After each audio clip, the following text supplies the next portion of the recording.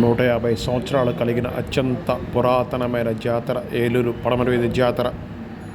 ఈ జాతర అంకం చివరి దశకు చేరుకుంది. అమ్మవారిని కొలుస్తున్న భక్తులు అమ్మవారి జాతరకు సిద్ధమవుతున్నారు. ఫిబ్రవరి 1వ తేదీ ఏలూరు పడమరవీధి జాతరకు సర్వం సిద్ధమైంది.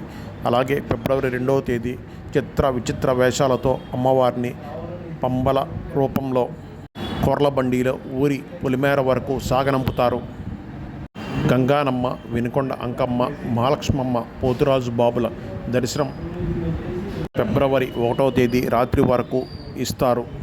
ఫిబ్రవరి 1వ తేదీ ఉదయం 5 గంటల నుంచి రాత్రి 8 గంటల వరకు మహాకుంభానికి అవకాశం ఉంటుంది. భక్తులు ఇళ్లలో నైవేద్యం పెట్టుకుని అమ్మవారికి కుంభాన్ని సమర్పించవచ్చు.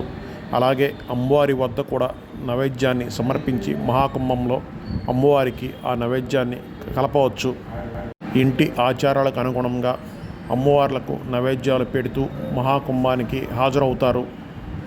1వ తేదీ రాత్రి 8 గంటల వరకు మహాకుంభానికి అవకాశం ఉందని జాతర కమిటీ చైర్మన్ వివరించారు.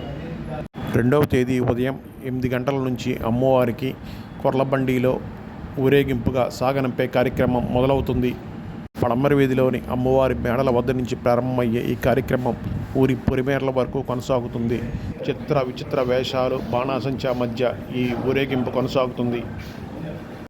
అమ్మవారి కొలుపులతో పాటు ప్రతిరోజు అమ్మవారి మేడల వద్ద సాంస్కృతిక కార్యక్రమాలు ఘనంగా జరిగేవి. జాతర కమిటీ సభ్యులు ఒక షెడ్యూల్ ప్రకారం ఈ సాంస్కృతిక కార్యక్రమాలు ఏర్పాటు చేశారు.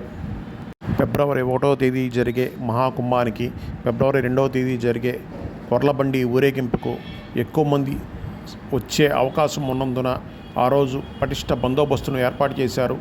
ఏలూరు జిల్లా పోలీస్ అధికారి ప్రతాప్ శివకిషోర్, ఏలూరు రేంజ్ ఐజీ జీవి అశోక్ కుమార్లు ఈరోజు పడమరవీధి అమ్మవార్ల మేడల వద్ద ఏర్పాటు చేసిన క్యూ లైన్లను పరిశీలించి బందోబస్తు ఏర్పాట్లపై సమీక్షించారు. డ్రోన్ కెమెరాలు, పోలీస్ నిఘా మధ్య బందోబస్తు కొనసాగుతుందన్నారు. 800 మంది పోలీసులతో బందోబస్తు ఏర్పాటు చేసినట్లు ఐజీ చెప్పారు.